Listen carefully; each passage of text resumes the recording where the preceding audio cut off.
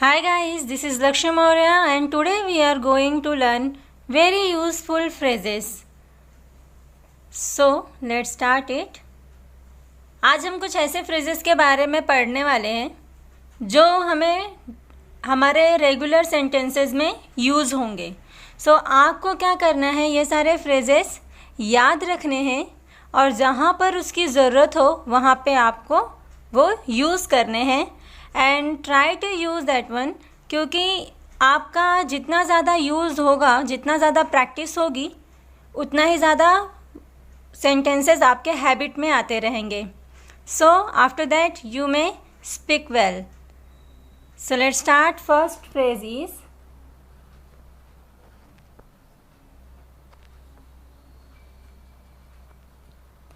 Eight all event. Eight all event, चाहे जो भी हो. इस फ्रेज़ का मतलब होता है चाहे जो भी हो.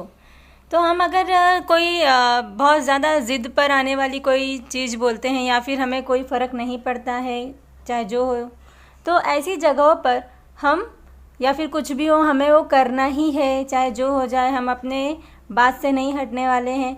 ऐसी कोई भी अगर आपको बात कहनी है तो आप वहाँ पे एट ऑल इवेंट का यूज़ कर सकते हैं.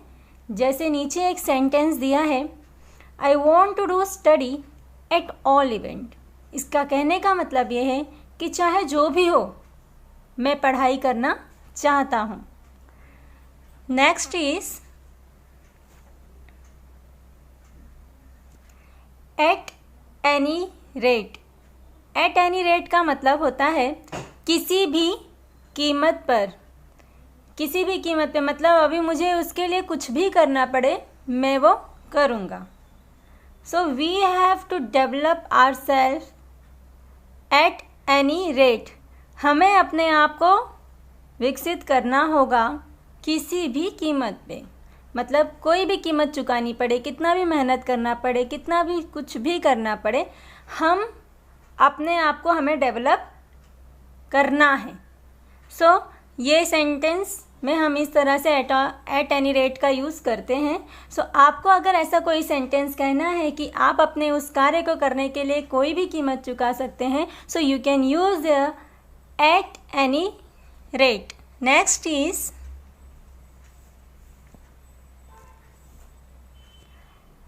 Apple of my eye. Apple of my eye मतलब मेरा दुलारा या आँखों का तारा, लाडला लाडली, दुलारा दुलारी, दैट काइंड ऑफ वर्ड जो होता है वो इस फ्रेज से डिनोट होता है एप्पल ऑफ माई आई. जैसे यहाँ पर आपको दो एग्जाम्पल्स दिए हैं. एक एग्जाम्पल में है Aryan is apple of my eye. Aryan मेरा बहुत ही लाडला है. तो यहाँ पे आई लिखा है ना. अब नीचे है ही is apple of his teacher's eyes. अब यहाँ पे आपको आइज़ दिया हुआ है. ही is apple of his teachers. Teachers कई सारे हैं तो उनकी आंखें भी, मतलब टीचर की आंखों का तारा है. सो आइज़ वहाँ पर आ गया. He is apple of his teacher's eyes. Plural अगर है तो आप वहाँ पे आइज़ लिखेंगे. Next one is in respect of. In respect of का मतलब होता है के नज़रिए से, मतलब मेरी नज़रिए से देखा जाए या इस नज़रिए से देखा जाए, जॉब के नज़रिए से देखा जाए, काम के नज़रिए से देखा जाए, दृष्टिकोण जिसे हम कहते हैं कि इस दृष्टिकोण से तो ऐसा लगता है. तो हमें जो वो नज़रिया है उसके लिए हम इन रिस्पेक्ट ऑफ का यूज़ करते हैं. इन रिस्पेक्ट ऑफ सर्विस, काम के नज़रिए से, she is senior to me. वो मुझसे सीनियर है. अगर काम के नज़रिए में देखा जाए तो वो मुझसे सीनियर है. तो इस तरीके से हम अपने नज़रिए की बात करें, अपने दृष्टिकोण की बात करके किसी बात को कहें तो वहाँ पे हम इन रिस्पेक्ट ऑफ का यूज़ कर सकते हैं. Next is in the mean time. In the mean time का मतलब होता है इस बीच या इस दौरान. I went out for T. मैं चाय के लिए गई. इन द मीन टाइम, इस बीच, माई मॉम कॉल्ड मी, मेरी मॉम ने मुझे बुलाया। Next is in any case.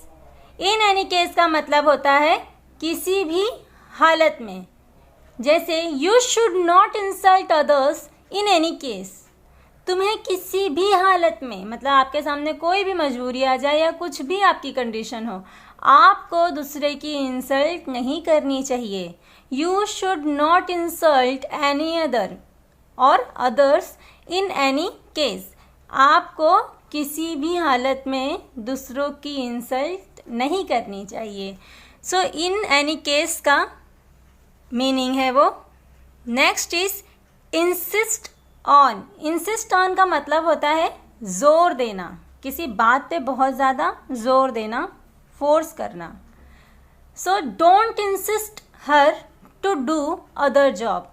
उसे दूसरा काम करने के लिए इंसिस्ट मत करो, मतलब ज़ोर मत दीजिए। तो आप इस तरह से ये सारे फ्रेजेस का यूज़ कर सकते हैं। एंड आफ्टर यूजिंग इट आपको बहुत बेटर फील होगा कि आपने बहुत सारे रेडीमेड फ्रेजेस सीख लिए हैं। Next is in force. In force का मतलब होता है लागू होना। लागू होना मतलब कि अगर कोई चीज़ लागू होती है, मतलब कोई रूल लागू हो रहा है, हम कोई बात लागू कर रहे हैं जो सबको करना है, तो हम वहाँ पे इन फोर्स लिख सकते हैं। This rule has been in force for more than a month.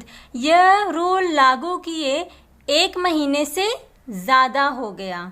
तो किसी चीज़ को जब लागू करने के लिए हमें इंग्लिश वर्ड की ज़रूरत पड़े तो हम इन फोर्स फ्रेज यूज़ कर सकते हैं वहाँ पे। So use that all phrases and make your English better. So keep watching and keep using. Thank you.